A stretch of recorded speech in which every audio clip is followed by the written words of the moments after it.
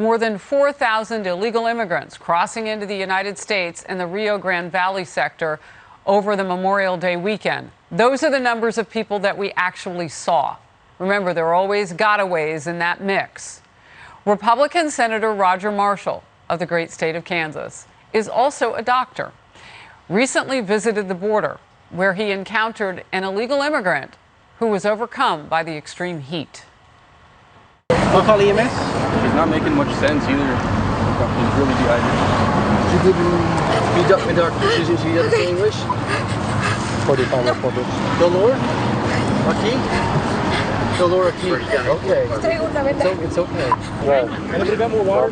She's doing better. Breathing rate slowed down.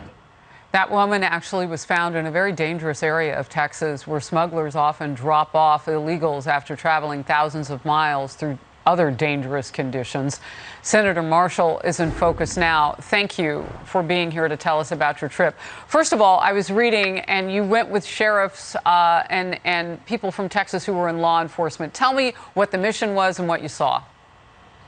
Right, Harris. Well, good morning to you and your listeners. I took 5 sheriffs from Kansas with me because Kansas is now a border state. We have people dying most every day now from fentanyl poisoning. In my state, most every state in the union is having people die from fentanyl poisoning.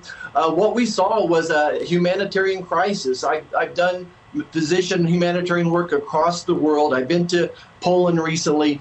This is one of the worst humanitarian crises I've ever seen, certainly the worst in this hemisphere. People putting their lives in jeopardy in so many ways. People crossing the river, people drowning. They already traveled 1,000 miles, and then they're being human trafficked.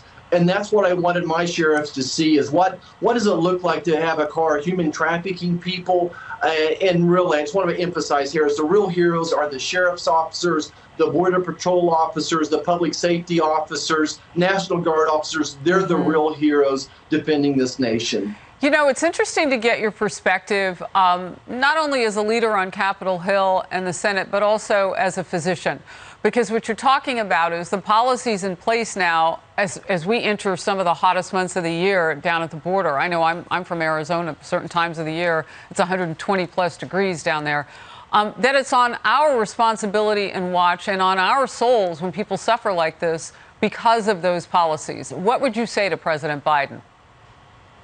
Please come down and see for yourself. See the inhumane crisis that you've created. Your policies are creating this. You're harming the very people you think you're trying to help. The young lady that we attended to had not had any water for 2 days. She had probably walked about 60 miles through the brush of Texas after having already traversed thousands of miles across Mexico. She was dehydrated. She was close to dying from exhaustion, heat exhaustion, if you will. So it was a very tragic situation. He could turn off the magnet. His policies could stop this. When he said he was going to end Title 42, what all these people heard from the cartel was amnesty. Come on this week and you'll get amnesty from Joe Biden. He has to turn off the magnet. He's creating this crisis. Let's talk about COVID-19 right now. There is discussion today among top officials in the Biden administration that, well, would they look at reinstating masking us on public transportation? Title 42 is something that Democrats still want to do away with. And what will that look like permanently if that happens? Because there's a discussion, maybe we bring it back at certain points. I don't even know how it would work. But from a doctor's perspective, what are we faced with at COVID at the border? Are people being tested? So Harris, this is the state of confusion that our president is operating under. Evidently, there's no COVID at the borders, but there's COVID in airplanes. And America knows this. You know, as a physician, I think that most of us have immunity already. I bet 95% Americans have some level of immunity. Of course, there's people coming across the border with COVID. The ones that are being apprehended are being tested and or vaccinated. But it's maybe a 2-for-1 that gets across the border that's not apprehended. And what I'm more concerned about is probably tuberculosis and mumps and measles. I'm more concerned about the human trafficking. I'm much more concerned about the fentanyl poisoning. Maybe 200 Americans dying every day from fentanyl poisoning. As a physician, that's what I'm worried about. Well, and ironically, Title 42 helps deal with all of that because technically we're still in a pandemic. So if you're keeping people south of the border I'll let you explain it. How does that work?